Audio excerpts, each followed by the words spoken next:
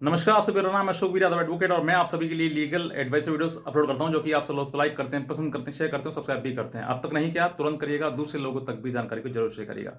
देखिए 498A जैसे कि आपने थंबनेल देख लिया होगा, ना ही तो आपको जमानत करानी है, ना आपको ट्रायल लड़ना है, सीधे ऑन द स्पॉट इसमें केस खत्म होने वाला है। मैं आज आपको इसी के बारे में पूरी जानकारी दूंगा क्योंकि बहुत लोगों को पता ही नहीं है, उनके ऊपर झूठा केस हो जाता है। ऐसे ही झूठा केस उनके पास हो जाता है, वो भी चल पड़ते हैं क्या या तो जमानत करानी है या फिर उसके लिए आप हाई कोर्ट जाएं, स्टे कराने के लिए जाएं, तो कहीं ना कहीं आपको वो एडवोकेट भी आपको कहीं ना कहीं वो सलाह दे देगा कि आप जमानत कराइएगा।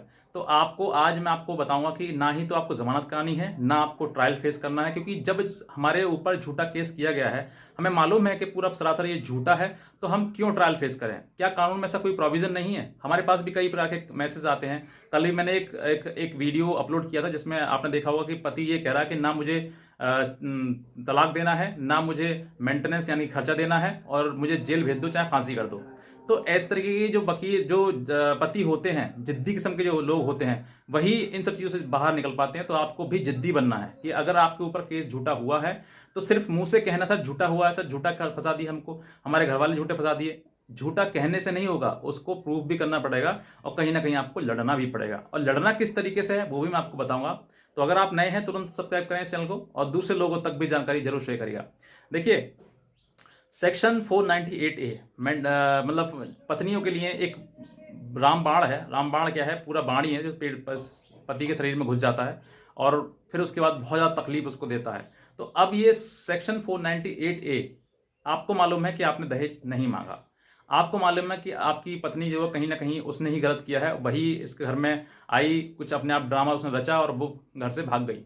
इस तरह की चीज़ें जो है अगर आपको सामने आई, यानी कि आपके सामने ये केस आया और उसके बाद उस केस में आपको बोला गया कि आप जमानत कराओ, आप ये कराओ, वो कराओ, ऐसी कई चीज़ें आपके सामने बोली गई, तो आपको आज जमानत कराने की आवश्यकता नहीं है।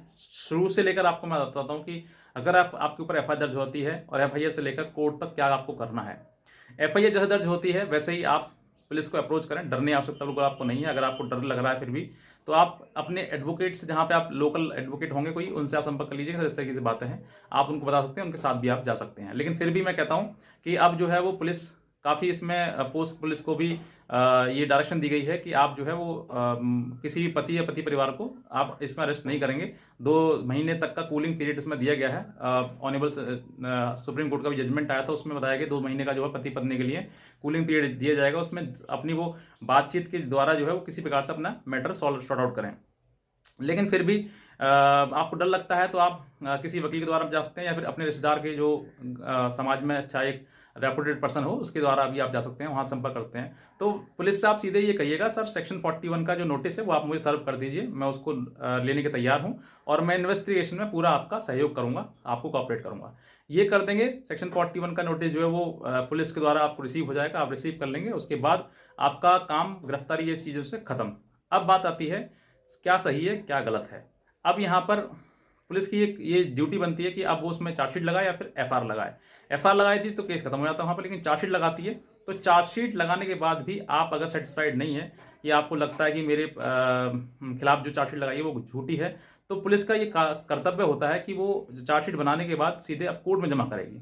तो जैसे ही कोर्ट में जमा करेगी तो कोर्ट को भी ये मतलब उनका राइट होता है कि कोर्ट जो है वो पुलिस रिपोर्ट पर संज्ञान ले। अब ये संज्ञान लेने का जो मुद्दा है यही है, यहीं पर आज बात करेंगे। संज्ञान लेना मतलब कि कोर्ट के पास ये पावर है 190 सीआरपीसी में, उसमें ये बताया गया है कि पुलिस रिपोर्ट पर या फिर कंप्लेंट पर या फिर कोई व्यक्ति आके कंप्लेंट करता है कोर्ट में, तो उस पर जो कोर्ट है उसको ये राइट है कि वो उस पर कॉग्निजेंस ले सकता है। लेकिन अब कॉग्निजेंस लेना जो है, ले किस पे रहा है, मतलब जो कोर्ट जो है वो किस पे कॉग्निजेंस ले रहा है, एक पुलिस रिपोर्ट पर, यानी कि पुलिस ने अपने जो भी दस्तावेज है उसने जमा करे और उसने कहा कि इनमें इनके ऊपर ये सेक्शन 498A का जो अपराध है वो बनता है, इसलिए आप कॉग्निजेंस लीजिए। झूठी रिपोर्ट पर झूठे तरीके से कॉग्निजेंस भी ले लिया गया। अब हमारी लड़ाई यहीं पर ही है, हम अब यहीं पर लड़ेंगे कि हमारे खिलाफ झूठा केस किया गया और झूठे केस पर ही आपने कॉग्निजेंस ले लिया। तो जब कॉग्निजेंस ही आपने गलत लिया है तो आप अब जब कॉग्निजेंस गलत ले लिया है इस पर, तो अब इसमें आपको कहीं ना कहीं सेटिस्फाइड नहीं हो पा रहे हैं, तो आप इसको लड़ने की जरूरत है। आपके लिए आपको प्रूफ करने की जरूरत है कि ये जो कॉग्निजेंस लिया है वो गलत लिया गया है। झूठी रिपोर्ट है, झूठी रिपोर्ट पर कॉग्निजेंस अगर कोर्ट ले रहा है तो वो भी एक गलत है। तो अब कोर्ट के ऊपर ये जिम्मेदारी बन जाती है कि इसमें वाकई तथ्यों को देखे कि वाकई क्या संज्ञान जो वो सही लिया गया है या गलत लिया गया है। और मैं आपके लिए एक जीता जागता उदाहरण बताता हूँ। एक बहुत फेमस केस है जो आपने सुना होगा, कन्हैया कुमार, जो कोई बिहार का लड़का था, कन्हैया कुमार, जो कि जेएनयू का एक स्टूडेंट था और उसने जो अपने जेएनयू यूनिवर्सिटी में जो है वो किसी प्रकार से भारत तेरे टुकड़े होंगे इस तरीके से कोई मतलब जो हमारे देश को नुकसान पहुंचा सकता है, इसके लिए उन्होंने कुछ नारे लगा दिए थे। अब नारे लगाने के बाद जो है जब ये बात फैली, मीडिया में फैली, तो पुलिस ने जो है उस पर उनके ऊपर देशद्रोह का केस लगा दिया। कन्हैया के ऊपर जो है वो देशद्रोह का केस लगा दिया। अब देशद्रोह का केस लगा दिया, उस दौरान जो कन्हैया जो वो उसको घसीट कर जेल में फेंक दिया गया। जब जेल में फेंक दिया गया, पुलिस ने जो है उसको, क्योंकि समय होता है 90 डेज का चार्जशीट लगाने का, तो पुलिस ने चार्जशीट लगाई कई 100 पन्ने की। और जब चार्जशीट लगाई गई तो चार्जशीट के बाद जो कोर्ट का एक अधिकार होता है कि अब उस पर कॉग्निजेंस लिया जाए।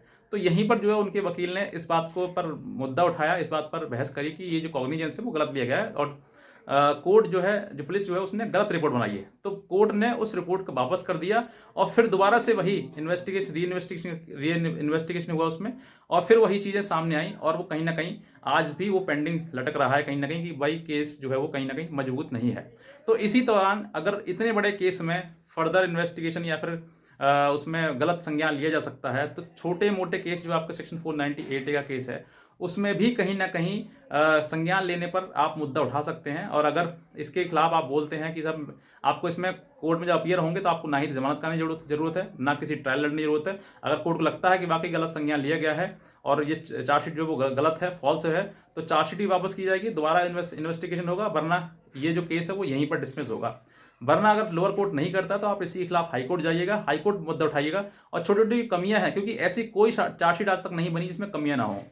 और जब यही कमियां जो आप ट्रायल में निकालोगे तो उससे बेहतर है कि आप ट्रायल से पहले ही निकालें और संज्ञान पर चर्चा करें, संज्ञान पर मुद्दा उठाएं कि गलत तरीके से हमारे खिलाफ जो है वो संज्ञान लिया गया है, इसको गलत। तो ये जो कोर्ट जो है वो संज्ञान को अपने वापस लेगी, या फिर कोर्ट जो वो चार्जशीट जो दाखिल की थी उसको दोबारा, तो हो सकता है कि पुलिस जो दोबारा फर्दर इन्वेस्टिगेशन करे तो आप उसको बता सकें कि बाकी गलत झूठ है, तो कोर्ट जो है जो पुलिस जो है वो एफआईआर लगा दे उसमें, खत्म कर दे उस केस के लिए। तो कई ऐसे चीज़ें हैं, आपको वहीं पे कमियां ढूंढनी है। आप अपनी चार्जशीट पढ़िएगा और पढ़ने के बाद उसमें कमियां निकालिए कि ये कमियां हैं। अगर निकालते हैं तो कोर्ट को आप साबित कर पाएंगे तो डेफिनेटली आप जो है इस केस से बच पाएंगे, जिसमें कि आपको ना ही तो जमानत करानी पड़ेगी ना ट्रायल, केस बिल्कुल खत्म। तो आज का अगर जानकारी आपको अच्छी लगी तो तुरंत सब्सक्राइब करिएगा, दूसरे लोगों तक भी जानकारी जरूर शेयर करिएगा। आज का वीडियो आपसे बहुत धन्यवाद।